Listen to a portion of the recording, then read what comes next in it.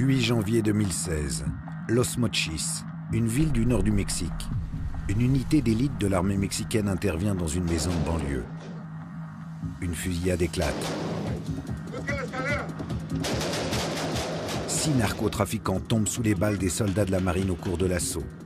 Mais leur chef est arrêté. C'est l'homme le plus recherché du monde, Joaquín Guzmán, dit El Chapo, considéré par beaucoup comme le plus grand trafiquant de drogue de tous les temps.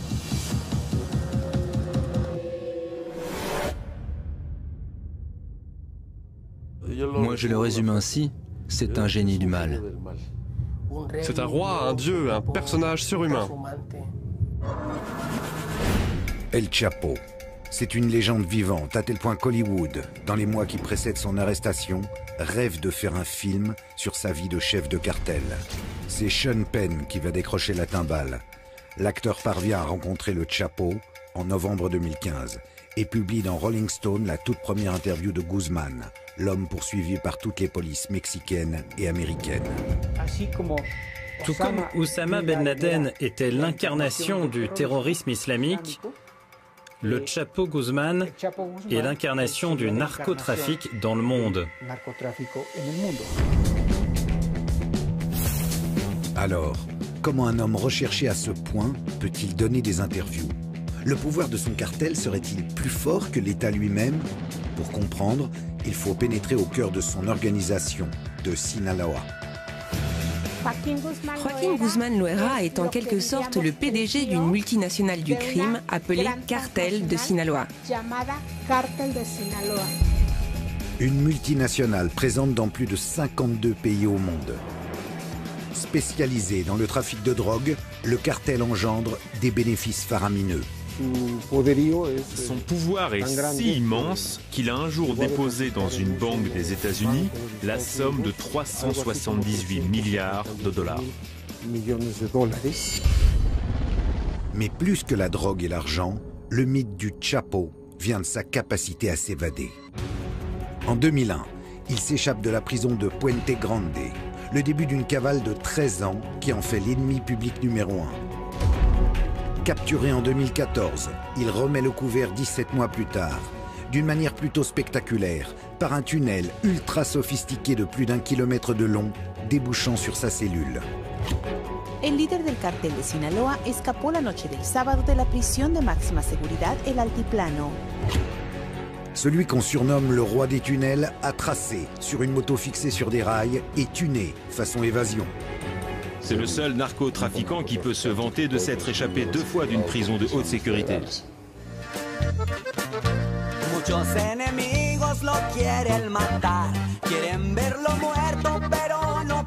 Ennemi public pour les uns, Robin des Bois pour les autres, dans son pays, le Chapo est un mythe. Des centaines de chansons à sa gloire, appelées narco-corridos, pullulent sur le net, contribuant à cette image de bienfaiteur. Joaquín Guzmán, ¿por qué? Porque él es el que ayuda al pueblo, el gobierno se debe de encargar a secuestradores, no a gente que nos ayuda.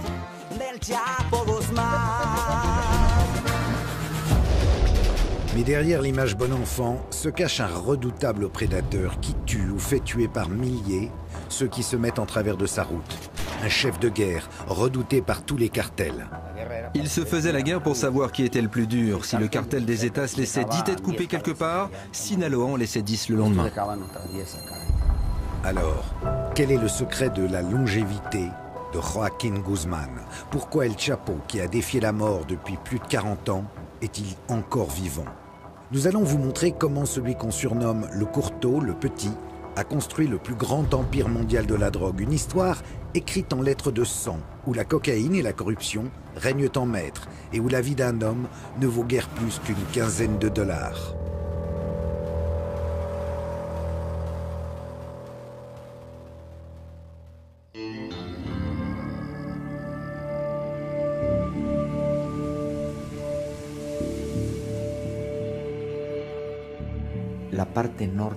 Dans la partie nord du Mexique,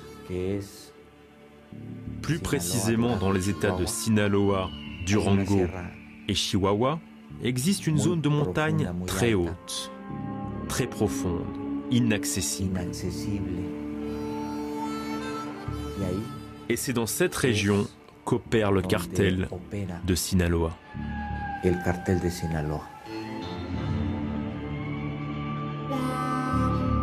C'est dans cette sierra, une des régions les plus pauvres et reculées du Mexique, que naît en 1954 Joaquín Archibaldo Guzmán Loera, dit El Chapo, un surnom qui remonte à son enfance. Sa mère m'a dit que, quand il était enfant, un de ses oncles l'appelait toujours le petit, à cause de sa petite taille. Et à force de l'appeler comme ça, le surnom lui est resté.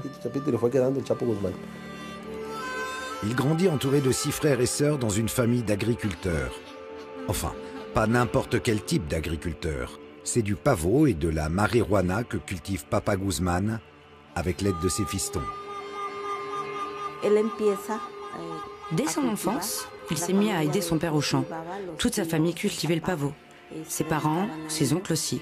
C'était donc dans l'ordre des choses qu'ils s'y mettent, comme n'importe quel gamin du coin d'ailleurs. Eh oui, les opiacés, la spécialité locale, c'est ce qui a valu à la région le surnom de Triangle d'or, un état de fait qui remonte à la Seconde Guerre mondiale. Durant la Seconde Guerre mondiale, Mexico est devenu le principal fournisseur de morphine pour les soldats américains, et ça avec l'aval et même à la demande du gouvernement américain. Ils ont toléré et même encouragé la plantation de marijuana et de pavot dans les régions de Guerrero et de Sinaloa. Quand la guerre s'est terminée, ils n'ont pas pu stopper cette production, notamment parce que de nombreux Américains étaient devenus accros à l'héroïne. Les paysans du coin se sont mis à produire de grandes quantités de drogue pour le gouvernement américain, et c'est devenu un véritable mode de vie. Sinaloa, c'est la Sicile mexicaine. Ce passé de terroir de la chenouf a fait émerger après-guerre une génération de cadors du trafic qui ont poussé à l'ombre des pieds de pavot. Sinaloa est une pépinière de chefs de cartel. C'est l'aristocratie du trafic à Mexico. Les plus grands narcotrafiquants du pays viennent de Sinaloa et plus particulièrement d'une commune du nom de Badiraguato. Quand on grandit dans la Sierra, 2 choix s'offrent à vous. Continuer à cultiver la drogue pour quelques poignées de pesos ou tenter de la dealer en montant à la capitale, Culiacán, pour devenir un narco. Avec les risques que ça comporte, mais aussi les perspectives glorieuses de montagnes de dollars et de jolies filles. Un choix vite fait pour le Chapo.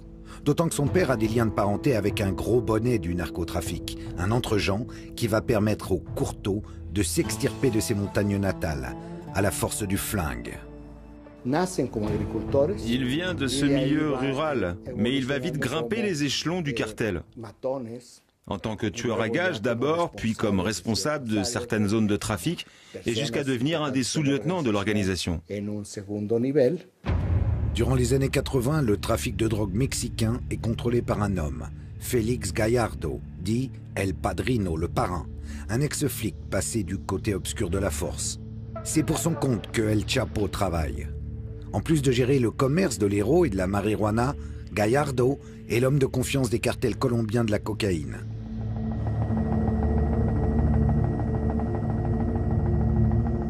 À cette époque, un certain Pablo Escobar déverse des tonnes de poudre blanche sur les États-Unis.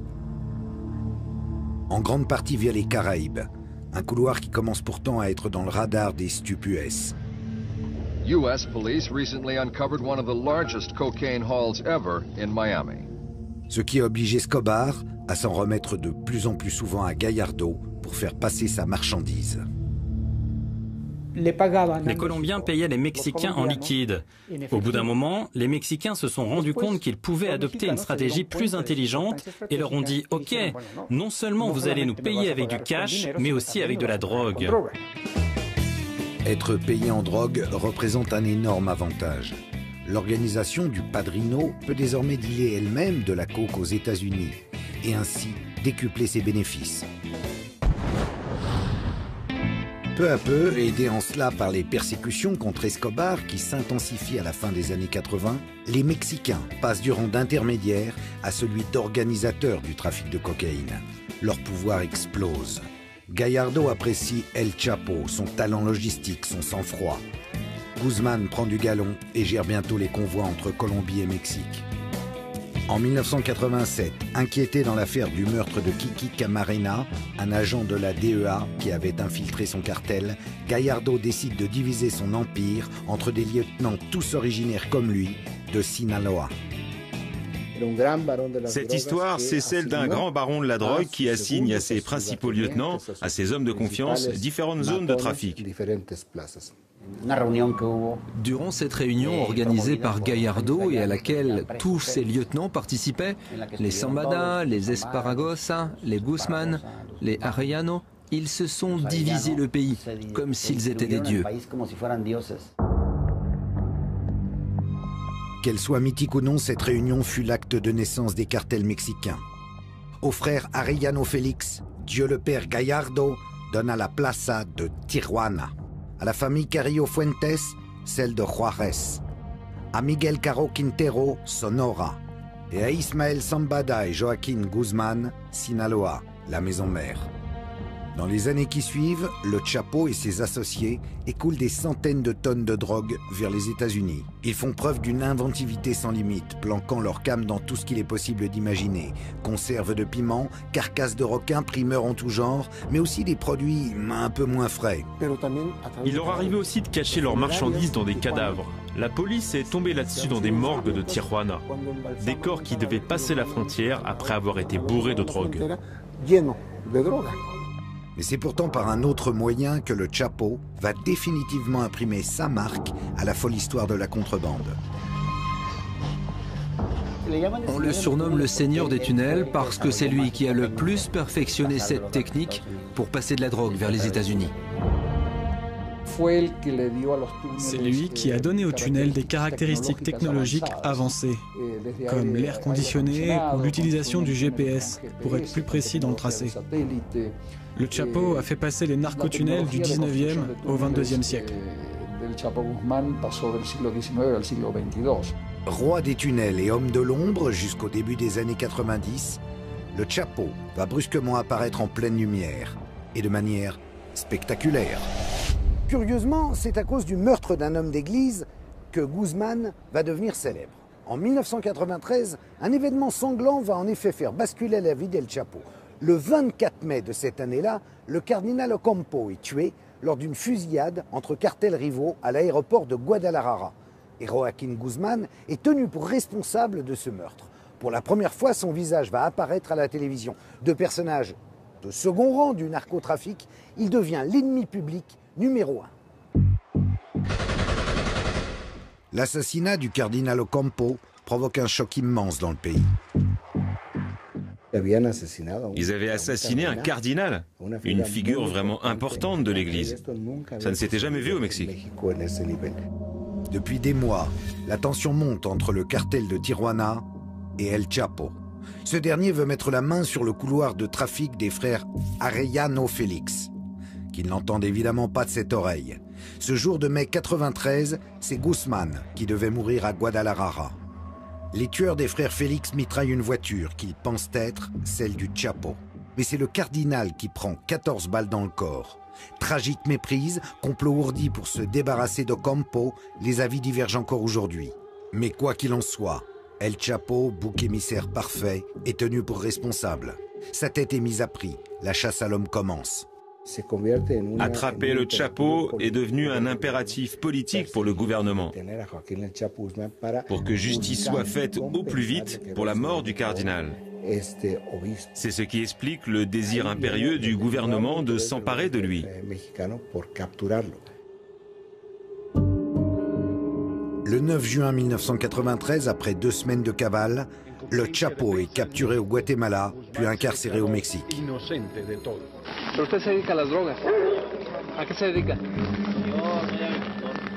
Difficile d'imaginer en voyant ce jeune homme, à l'air un peu abruti, qu'il sera une quinzaine d'années plus tard considéré comme le criminel le plus puissant au monde. En voulant lui faire porter le chapeau, le gouvernement ne se doute pas qu'il lui a rendu le plus grand service de sa vie. En novembre 1995, Guzmán est transféré à la prison de haute sécurité de Puente Grande. Enfin, haute sécurité à la mexicaine. Le genre d'endroit où les chefs narcos gèrent souvent encore mieux leur business que s'ils étaient dehors. Quand le gouvernement capture ce genre de narcotrafiquants, il les incarcère, mais il ne leur confisque absolument rien, pas le moindre dollar. Ils sont en prison, ok, mais c'est comme s'ils étaient dehors, car on ne s'en prend pas à leur pouvoir financier. Ils peuvent continuer à gérer leurs affaires depuis la prison, et en plus de ça, ils ont tout l'argent nécessaire pour corrompre les autorités locales, pour payer des tueurs à gages, pour acheter des armes, des véhicules blindés, des avions, bref, pour continuer à gagner toujours plus d'argent. Cet argent, le Chapo le met à profit en installant un système de corruption généralisé. Des gardiens à certains chefs de la prison, jusqu'aux balayeurs, tout le monde ou presque croque du dollar narco. Guzmán fait de la prison sa nouvelle base exécutive. Le trafic roule. D'autant mieux que le Chapo n'est pas l'unique chef de Sinaloa, un cartel à l'organisation horizontale regroupant différentes familles criminelles. Il s'agit de différents clans qui se sont regroupés sous la même marque. Le cartel de Sinaloa est constitué de plusieurs groupes, de plusieurs familles, parmi lesquels on retrouve les Casares, les Zambada, les Esparragosa et aussi les Guzmán. Chacune de ces organisations, de ces familles, a sa propre armée, ses propres moyens, ses propres routes. Mais cela fait des décennies qu'ils travaillent ensemble. Et c'est pour cela qu'on les appelle le cartel de Sinaloa. Au cours de l'année 99, le cartel parvient même à placer certains de ses hommes à la direction. La prison devient carrément l'hôtel Chapo. Il organisait des fêtes à l'intérieur de la prison. Il faisait venir des groupes de musique. Et puis il distribuait aussi pas mal d'argent à droite à gauche. Il avait la vie vraiment facile, une vie de luxe même.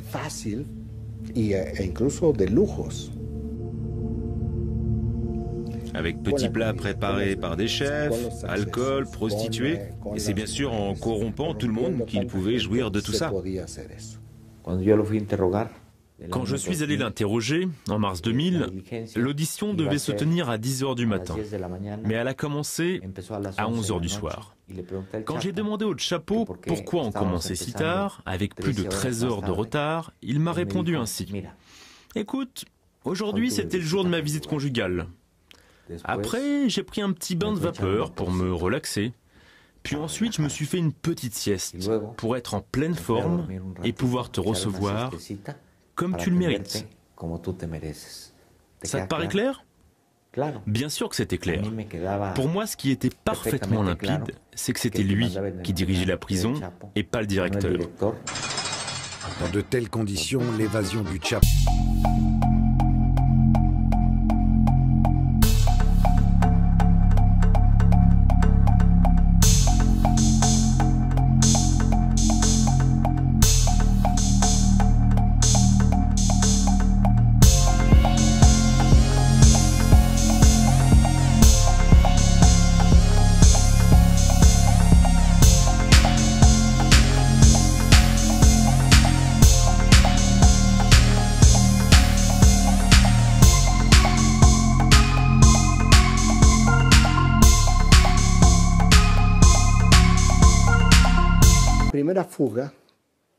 Il existe deux versions de la première évasion de Joaquim Guzmán. La première, l'officielle, soutient qu'il s'est échappé dans un chariot de linge sale caché à l'intérieur. La seconde version, enfin celle qui est considérée comme la vérité par les gens qui ont enquêté sur cette affaire, c'est qu'il est sorti par la porte. Que ce sont les autorités elles-mêmes qui ont ouvert toute grande la porte à Guzmán. Suite à cette évasion, le gouvernement de Vicente Fox devient la risée mondiale et la prison de Puente Grande se voit renommée en Puerte Grande. La Grande Porte. Le Chapo devient quant à lui instantanément un véritable mythe. Le fait que Guzmán ait été le premier détenu à s'échapper d'une prison de haute sécurité lui a conféré un statut quasi légendaire.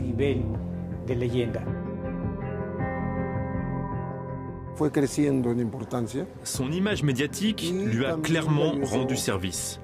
C'est en grande partie son statut mythique qui l'a aidé à grimper dans la hiérarchie du narcotrafic. Son escapade confère à Guzmán une aura énorme auprès de ses collègues narcos.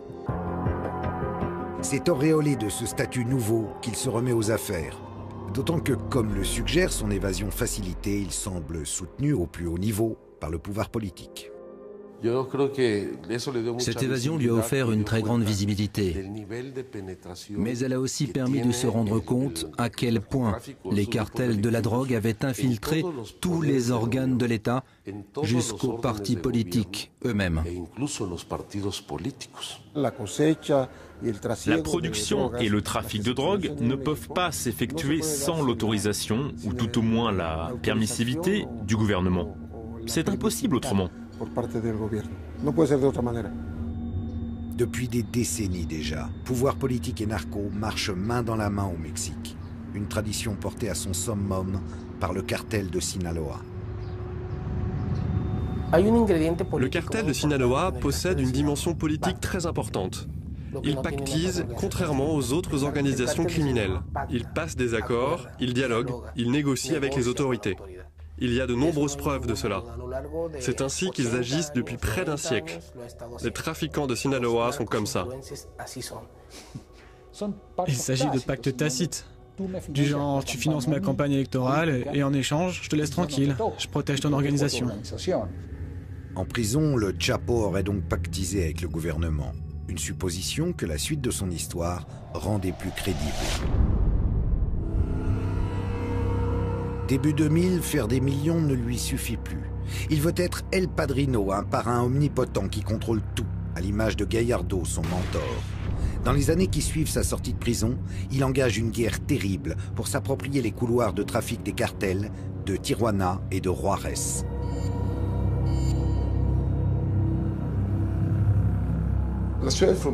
Les grandes villes frontalières, particulièrement Tijuana et Juárez, ont toujours été les pièces maîtresses du trafic. Parce que vu toutes les marchandises qui y transitent, c'est bien plus facile d'y faire passer la drogue.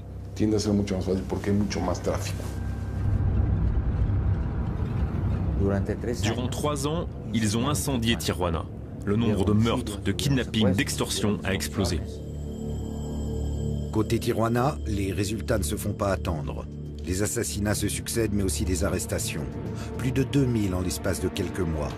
Des arsenaux d'armes et des montagnes de drogue sont saisis, et le tout est fièrement exhibé pour montrer que le gouvernement fait son travail, alors que pendant ce temps, l'organisation du Chapo est à peine inquiétée. Un sacré coup de pouce. Tijuana et Juárez étaient les cartels dominants durant les années 90. Mais le pouvoir des Arellano Félix a commencé à diminuer à partir de 2003. À cause de la capture de Benjamín Arellano Félix et la mort de son frère Ramón. Dès 2002, Sinaloa contrôle une grande partie de la place de Tijuana. Grâce au soutien du gouvernement fédéral, le cartel de Sinaloa a réussi à s'approprier la région. Et c'est eux qui la contrôlent encore aujourd'hui. Côté Juárez, les choses vont prendre plus de temps. Dans les années 90, Amado Carrillo Fuentes en fait un cartel surpuissant. On le surnomme alors le Seigneur des cieux, rapport à la flotte de Boeing 727 dont il se sert pour transporter la coke. Il disparaît en 97. Son frère Vicente, qui prend sa place, n'est pas tout à fait à la hauteur. Guzmán le fait abattre en 2004. Le début d'une guerre infernale qui va faire de Juárez la ville la plus dangereuse au monde. Dans les années 2000, la guerre des cartels a engendré au Mexique des milliers de morts. Parmi eux, des membres évidemment du cartel de Sinaloa, qui se retrouvent aujourd'hui ici, au cimetière de Culiacán. Les plus célèbres, les plus riches d'entre eux, sont enterrés dans ce genre de mausolée, de véritables petites résidences secondaires avec, dit-on, jacuzzi, air conditionné et même télé extra plate. Le point culminant de cette violence a été atteint lorsque los États ont voulu mettre la main sur les trafics d'El Chapo et sont venus jusqu'ici, en Sinaloa, défier l'organisation. Mais venir chatouiller El Chapo n'était pas vraiment une bonne idée. Le cartel des Zetas est une organisation criminelle qui a surgi au début des années 2000. À l'origine, il s'agissait de militaires ayant déserté un groupe d'élite de l'armée mexicaine.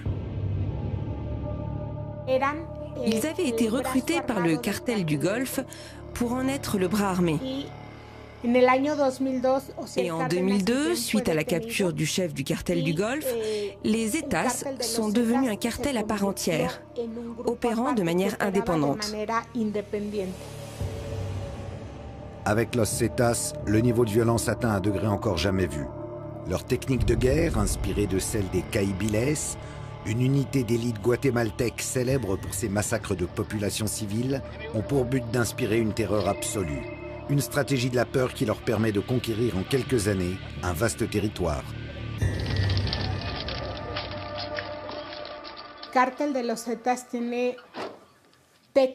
Le cartel des Zetas utilise des méthodes de violence allant jusqu'à la décapitation et même au démembrement de ses victimes. Les Zetas sont un groupe intégralement violent. Ils ne semblent pas avoir de stratégie particulière, si ce n'est d'arriver quelque part, de s'approprier le lieu par la violence, avant de continuer à avancer pour faire la même chose ailleurs. C'est à cause de ce genre de méthode qu'on trouve tellement de fosses clandestines dans ce pays.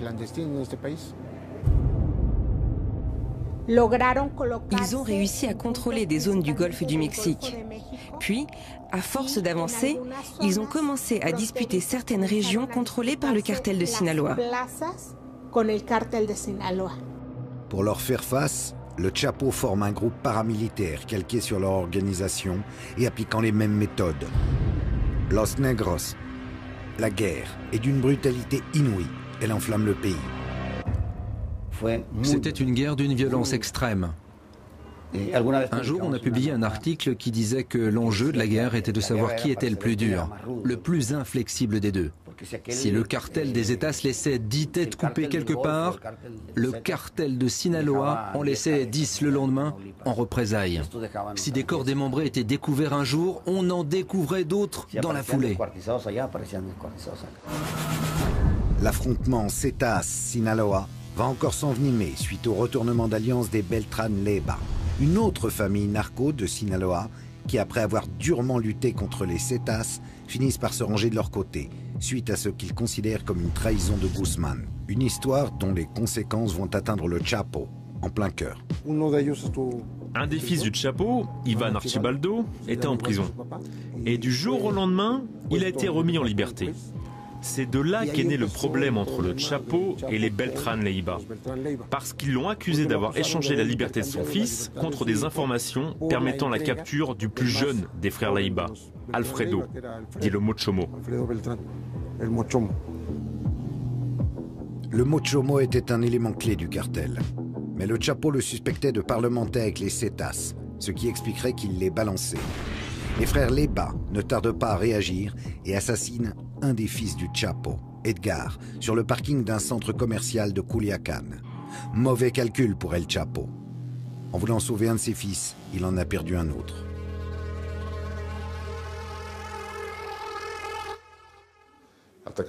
S'en prendre à la famille a des conséquences très sérieuses, c'est clair. Une bonne partie de l'escalade de la violence des années 2008-2011 est due à cette guerre civile qui a éclaté à l'intérieur du cartel de Sinaloa. Son pays à feu et à sang, le président Felipe Calderón réagit en lançant en 2006 sa célèbre guerre contre la drogue. 40 000 militaires sont déployés dans les points chauds du pays. Sous les grands discours, il semble que cette guerre soit davantage menée contre les ennemis de Sinaloa, Juárez et Zetas en tête, que l'armée fait tomber comme des mouches, que contre le trafic lui-même. Durant cette prétendue guerre contre la drogue, il semble que les forces gouvernementales étaient principalement concentrées sur le fait de s'attaquer aux autres cartels. Et ça, d'une certaine manière, d'une manière indirecte, ça a bénéficié au cartel de Sinaloa. Une accusation vertement rejetée par le président Calderón tout au long de son mandat. En esa falsa acusación dolosa y no sé con qué intenciones además que se hace al gobierno, cae por su propio peso. Hemos golpeado por igual tanto a los cárteles vinculados al Golfo de México como al Pacífico mexicano. Ils s'en sont moins pris au Chapo Guzmán parce que la volonté du gouvernement était qu'il ne subsiste qu'un seul groupe hégémonique avec lequel il serait possible de négocier. Et non pas des dizaines de groupes atomisés avec lesquels il aurait été très difficile d'établir une relation. L'unique cartel qui a survécu à cette guerre contre la drogue, c'est Sinaloa. Tout simplement parce qu'il s'agissait de purs trafiquants, enfin, purs entre guillemets, c'est-à-dire une organisation qui ne se dédiait qu'au seul narcotrafic et qui ne maltraitait pas les gens, qui ne les rackettait pas, ne les séquestrait pas, ne les tuait pas pour les tuer, qui ne tuait pas de femmes, surtout ni d'enfants. Le cartel de Sinaloa avait ce genre de profil. De manière ironique, le cartel de Sinaloa a atteint son point culminant durant cette prétendue guerre contre la drogue.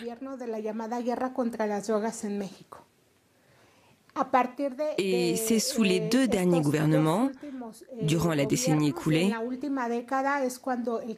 que le cartel est passé du statut d'organisation criminelle locale à une structure à l'envergure internationale.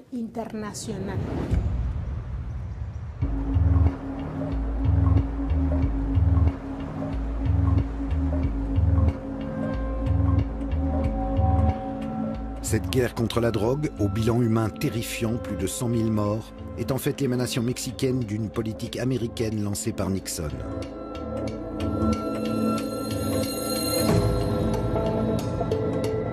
Les Américains financent cette lutte contre la drogue, fournissent des armes et encadrent les soldats mexicains. De nombreux analystes disent même qu'ils la dirigent en sous-main. Mais cautionnent-ils pour autant les faveurs accordées à El Chapo ? La guerre entre les cartels, les milliers de morts qu'elle a engendrés a obligé les Américains à établir des priorités. Ils se sont dit, qu'est-ce qu'on va bien pouvoir faire avec le Mexique, ce pays si proche de nous?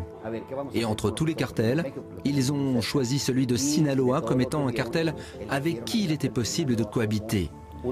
L'immense business que représente le narcotrafic a selon moi été depuis toujours administré par les Américains. Je n'ai aucun doute sur le fait que ce maintien et ce renforcement même de Sinaloa résultent d'une stratégie parfaitement établie du gouvernement américain. Les États-Unis continuent à être le grand marché de la drogue, ils en ont besoin. Vous imaginez, vous, une semaine sans drogue à Chicago ou à New York? Qu'est-ce qui se passerait? Eh oui, c'est ainsi. L'insatiable narine gringo doit bien continuer à être alimentée. Alors autant que ce soit par les plus raisonnables, enfin disons, par les moins psychopathes des narcocartels. Une réelle politique pas vraiment étrangère aux habitudes américaines en la matière. C'est ce que je dis tout le temps. La dernière lettre du sigle DEA signifie administration. Ils administrent la drogue. Ils administrent les cartels, leur façon d'opérer, la quantité de drogue qui passe et surtout les prix, bien sûr. Ils l'ont toujours fait. Il est même arrivé que la DEA trafique main dans la main avec les narcos. La DEA a parfois utilisé ses propres avions pour acheminer de la drogue et il a même été prouvé qu'elle est allée jusqu'à déposer de l'argent en banque avec les trafiquants.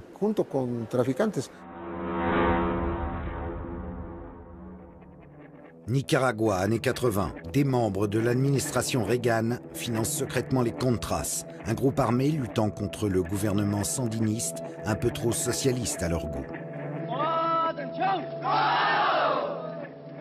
Pour récupérer de l'argent, les services US vendent en sous-main des armes à l'Iran. Officiellement un de leurs pires ennemis, le fameux scandale de l'Iran Gate. Moins connu, des agents de la CIA pactisent aussi avec Escobar et Gallardo. Vous vous souvenez, le mentor du Chapo. Le deal, ils ferment les yeux sur le trafic de coke, quand ils ne l'organisent pas eux-mêmes, en échange d'une aide financière aux Contras. Pas difficile d'imaginer à la lueur de ce genre d'informations que le Chapo ait pu avoir des relations étroites avec les services américains. Des documents déclassifiés l'attestent. Des rencontres entre officiers de la DEA et chefs de Sinaloa ont eu lieu durant la guerre contre la drogue. Des deals du genre tuyau sur les autres cartels contre protection. Et quand ce ne sont pas les enjeux géopolitiques qui parlent, il reste le dollar. La corruption du Chapo ne s'arrêtant pas vraiment à la frontière. Là où il existe un niveau de corruption aussi important, voire même plus important que chez nous, eh bien c'est aux États-Unis. Tout le monde est de mèche là-bas aussi. Des autorités aux patrouilles frontalières en passant par les maires et les forces policières des principaux centres de consommation. Quelle quantité d'argent sale est blanchi dans le système financier américain? Des milliards et des milliards de dollars. Les banques américaines font partie des principales institutions financières dont se sert le cartel pour blanchir son argent. On pourrait aussi parler du trafic d'armes. 80% des armes qui entrent de manière illicite dans notre pays viennent des États-Unis.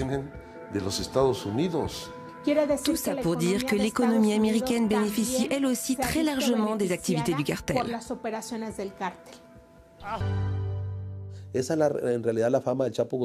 La célébrité du Chapo a encore été accrue quand Forbes l'a classé 701e de sa liste des hommes les plus riches au monde. Ça nous a tous rendus fiers ici. Et lui en tout premier, je crois. Quand ils l'ont attrapé, il avait d'ailleurs un pistolet sur lequel était gravé le numéro 701, comme dans la revue.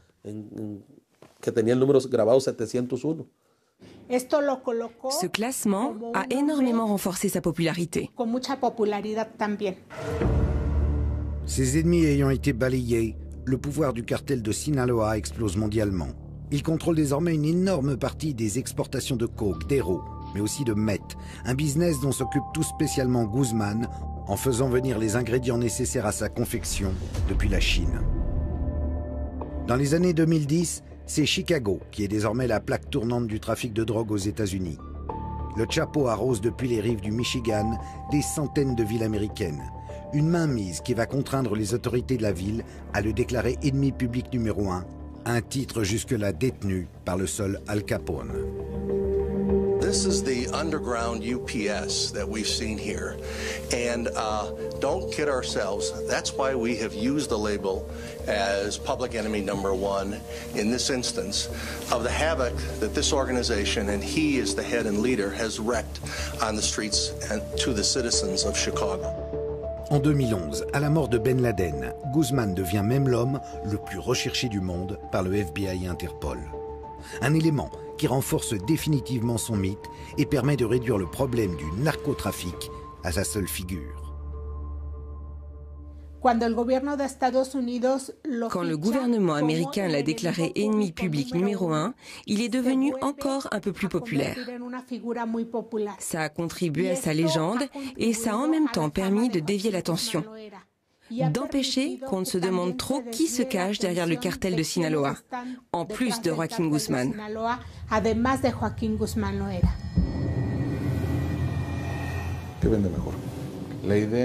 Qui est-ce qui est le plus vendeur? L'idée d'un ennemi public numéro 1 ou celle qu'il y a 1 à 2 millions de citoyens américains qui sont d'une manière ou d'une autre impliqués dans le trafic? Construire une histoire de James Bond est bien plus vendeur et pratique que tenter de faire comprendre la complexité du business. Les États-Unis ont présenté de manière simplificatrice le Chapo comme si c'était le mal absolu. Toute proportion gardée, tout comme Oussama Ben Laden était présenté comme l'incarnation du terrorisme islamique, le Chapo Guzmán l'a été comme celle du narcotrafic dans le monde. Deux façons de voir qui, on le sait bien, sont parfaitement manichéennes.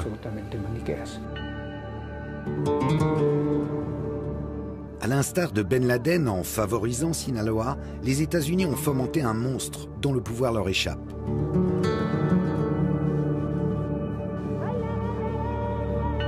Un pouvoir qui réside en partie dans l'immense soutien populaire dont jouit le Chapo, notamment dans la région de Sinaloa.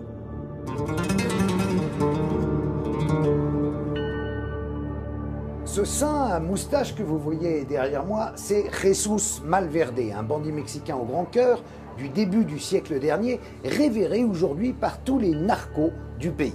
Sa chapelle, située en plein centre de Culiacán, c'est un peu le Saint-Pierre de Rome des narcotrafiquants.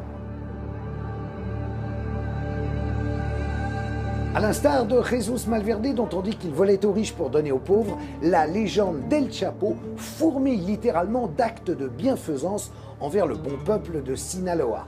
Alors, Robin des Bois, ce El Chapo, mythe ou réalité?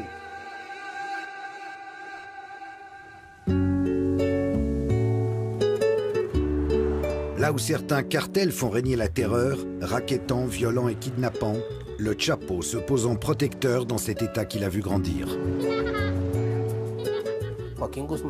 Joaquín Guzmán a fait de nombreuses choses en faveur du peuple, dans la Sierra, mais aussi dans d'autres parties de Sinaloa. Le Chapo et les autres chefs de Sinaloa aidaient les gens ici, organisaient des fêtes, soutenaient financièrement certains jeunes, donnaient des ranchs ou des entreprises à leurs femmes. Si, on peut le dire. Ce genre de personnages peuvent être des bienfaiteurs, des sortes de Robin des Bois. Ils ont construit des maisons pour les gens, leur ont donné du travail. Des flottes de taxis entières à Sinaloa doivent leur travail au Chapo. Ça explique qu'il y ait tout ce terreau social qui a alimenté le mythe du Chapo. Des attentions pas forcément désintéressées, puisque le peuple de Sinaloa reste son meilleur réseau de renseignement.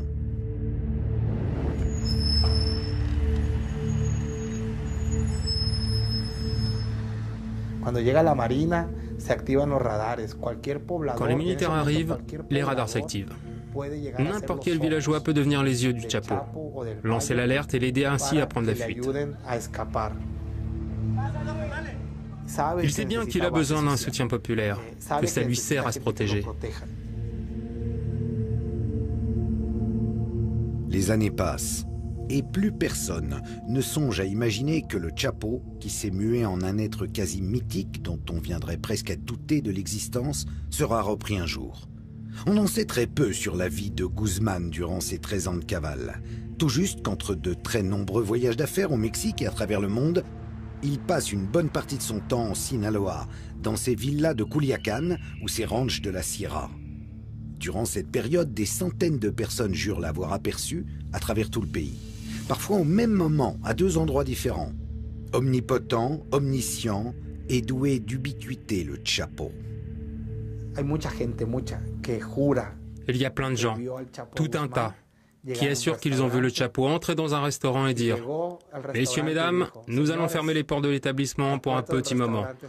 Veuillez confier vos téléphones portables à mes hommes, leur repas vous est offert. » On m'a raconté la même histoire à Durango, à Chihuahua, en Basse-Californie. Cette histoire, c'est moi qui l'ai relatée. Moi, je suis journaliste, je n'écris pas des romans. Cette anecdote s'est vraiment passée ici, à Culiacán. Je l'ai recoupée, je l'ai rédigée et je l'ai publiée. Si on raconte que ça s'est passé ailleurs, ça, je ne sais pas. Avec le Chapo, c'est comme si les mensonges et la réalité racontée par les médias, par le gouvernement et par l'opinion publique étaient mis dans un shaker et qu'on mélangeait le tout. À la fin, tout se confond et il devient presque impossible de distinguer le vrai du faux. Mais je pense que toutes ces histoires qui tournent autour de Guzmán alimentent son mythe et l'adoration dont il fait l'objet.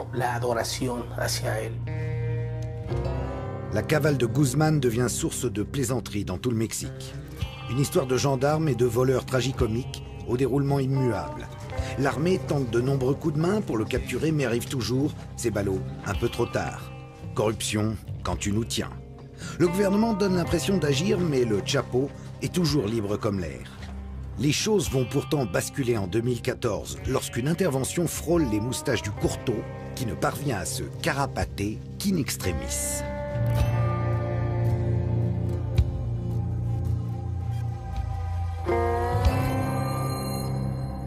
C'est par un tunnel secret, relié à ces canalisations, qu'El Chapo s'est enfui de sa résidence principale de Culiacán en février 2014 lors d'un raid contre lui de la marine.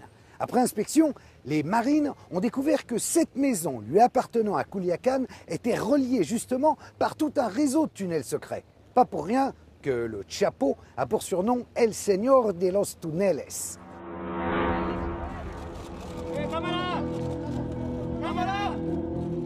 Le 22 février, quelques jours après ce décanillage digne de Jean Valjean, l'impensable se produit. Guzmán est arrêté lors d'une opération massive de la marine dans la cité balnéaire de Mazatlán.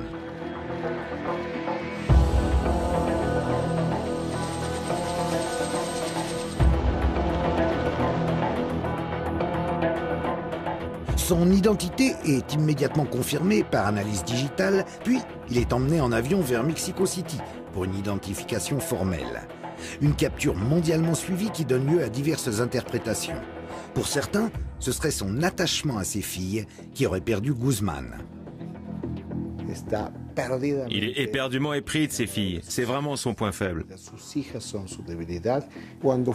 Quand ils l'ont attrapé à Mazatlán le 22 février 2014, il était avec ses filles et la maman des petites aussi. Ce qu'il éprouve pour ses petites filles, des enfants très jolis, puisque leur mère est une ancienne reine de beauté, l'a poussé à s'exposer, à prendre des risques et à entraîner sa capture. Pour de nombreux autres analystes, cependant, l'arrestation réalisée sans qu'aucun coup de feu n'ait été échangé flairerait le coup monté, la mascarade médiatique.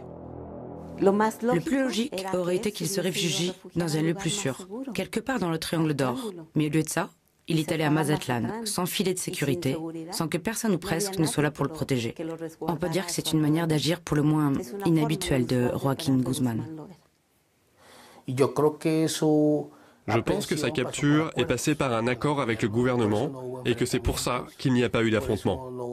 Que c'est pour cette raison que sa capture s'est déroulée sans le moindre accrochage.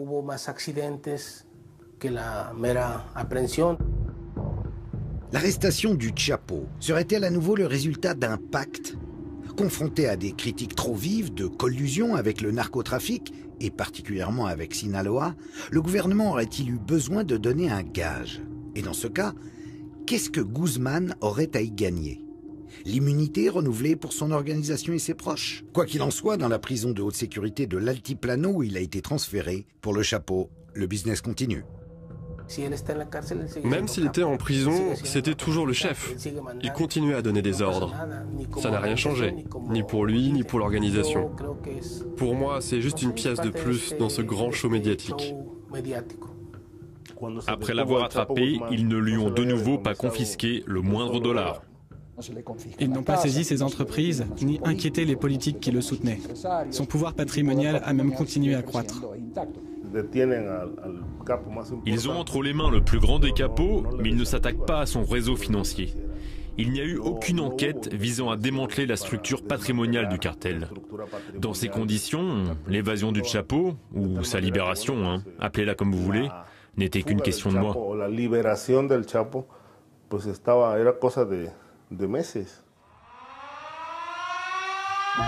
Le 11 juillet 2015, 17 mois après son arrestation, la nouvelle tombe, provoquant l'ahurissement général. Le Zorro des temps modernes s'est encore fait la malle. Pas par la grande porte cette fois-ci, mais par ce fameux tunnel de plus d'1 kilomètre de long.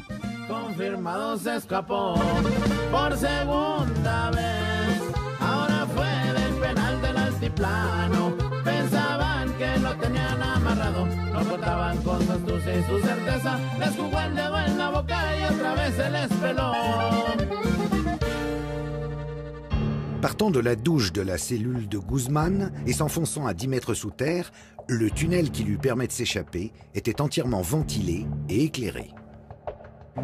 Les tunnels du Chapo sont sans doute les plus sophistiqués au monde. Mieux, tout au long de ces 1500 mètres, des rails ont été fixés pour guider la moto jusqu'à une maison construite spécialement pour l'occasion et sur laquelle le tunnel débouche. Une entreprise digne d'un chantier public, du jamais vu. Il s'agit d'une logistique extrêmement précise, impliquant la connaissance des procédés mécaniques d'excavation, des techniques de construction de tunnels, mais aussi certainement l'utilisation d'une puce pour géolocaliser la cellule du Chapo et faire un tracé parfaitement droit arrivant pile au bon endroit. Alors pour mener à bien un tel chantier, on estime qu'il a dû être commencé plus ou moins le jour de son incarcération. Une évasion hollywoodienne qui pose encore une fois la question de complicité au plus haut niveau. Sont impliquées toutes les autorités du système pénitentiaire, celle de la Commission nationale de sécurité publique, celle des services secrets aussi, sans oublier que le périmètre de la prison était censé être surveillé par l'armée.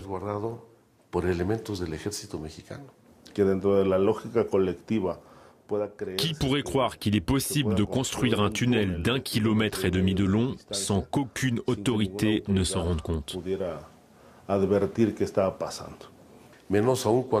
C'est encore plus invraisemblable quand on sait qu'il y a une caserne de l'armée à moins de 300 mètres de la maison sur laquelle débouchait le tunnel et par où le Chapo est sorti. Il aurait simplement fallu qu'il construise une cellule au premier étage de la prison pour se prémunir de l'évasion par un tunnel. L'enquête va en rester à la corruption au sein de la prison. Mais on ne remontera pas au niveau où les décisions ont été prises. Pour résumer les choses simplement, le gouvernement ne va pas enquêter sur lui-même. Qu'il y ait eu un laisser-faire au plus haut niveau semble certain. Le reste n'est que supposition. Le gouvernement n'a-t-il pas respecté le pacte, si pacte il y a eu, poussant le Chapo à s'évader? L'évasion faisait-elle elle-même partie du pacte? Et aussi, est-il possible que Guzmán ait corrompu une bonne partie de l'appareil d'État sans que le président lui-même soit mis dans la confidence? Seul Chapo le sait. Il redevient en tout cas l'homme le plus recherché de la planète. Le début d'une gigantesque chasse à l'homme. La traque pour mettre la main sur Joaquín Guzmán, dit El Chapo, mobilise tout ce que le Mexique compte d'uniforme, avec en première ligne, évidemment, l'élite de l'élite, la marine, et puis les militaires au total. Plus de 10 000 hommes sont là, dans le triangle d'or de la drogue. Et pour les civils, une récompense exceptionnelle de 3 800 000 $ offerte à qui aidera à la capture d'El Chapo. La seconde cavale de Guzmán n'aura duré que 6 mois. Le 8 janvier 2016, il est arrêté suite à un raid dans une maison de Los Mochis. Une intervention filmée en caméra subjective par les soldats de la marine et lors de laquelle 6 de ses porte-flingues sont exécutés.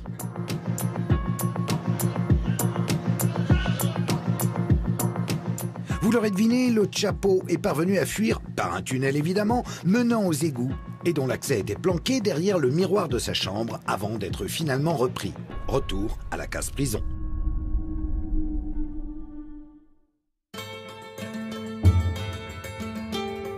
Dans la maison dévastée par l'intervention, on retrouve des DVD de la série La Reine du Sud, dans laquelle la célèbre actrice mexicaine Kate del Castillo incarne une chef de cartel. C'est elle qui a servi d'intermédiaire pour la rencontre avec Sean Penn 3 mois plus tôt, lors de laquelle l'acteur a réussi le tour de force d'obtenir l'interview de l'homme que toutes les forces de police rêvaient de coffrer. En 2012, Kate del Castillo déclarait faire davantage confiance au Chapo qu'au gouvernement. Le début d'une idylle par SMS avec pour arrière-fond le projet d'un film sur la vie de Guzmán, sur lequel Sean Penn espérait se greffer. Les sirènes du showbiz n'auront pas réussi à l'homme de la Sierra. Obsédé par la jolie Kate, c'est pour la revoir qu'il se serait rendu à Los Mochis.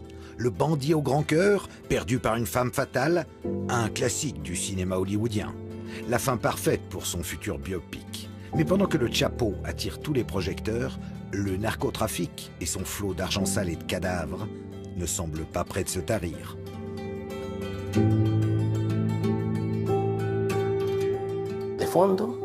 Au fond, ça ne change rien. Absolument rien. L'argent sale est toujours là. Les hommes politiques corrompus sont toujours là. La production de drogue continue de plus belle, tout comme le blanchiment. El Chapo, c'est juste un homme parmi d'autres. Il pourrait disparaître demain, ça ne changerait rien pour le cartel. Parce que c'est une structure qui dépasse les simples individus. C'est une organisation qui fait ça depuis des décennies. Et le fait qu'ils détiennent le Chapo ne fera pas chuter le cartel. On l'a déjà bien vu pendant que le Chapo était en prison. Le cartel a continué à grandir.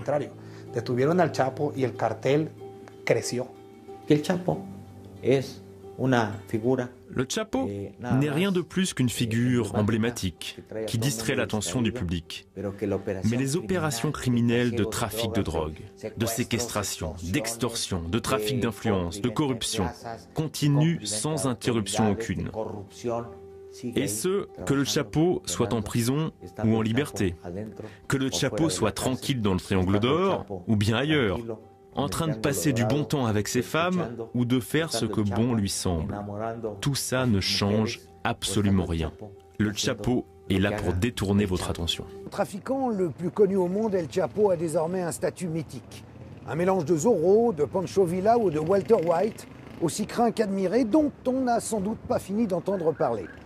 Et ce, quelle que soit la fin qui l'attend, incarcéré pour de bon, tué par l'armée ou par les cartels rivaux, ou alors coulant paisiblement des jours heureux, des vieux jours, au fin fond de la Sierra que vous apercevez derrière moi et qu'il a vu naître. Et qui sait, comme ils le font avec Jesus Malverde, peut-être les narcos du siècle prochain viendront-ils ici, à Culiacán, pour implorer l'aide de leur nouveau saint, Santo Chapo Guzmán.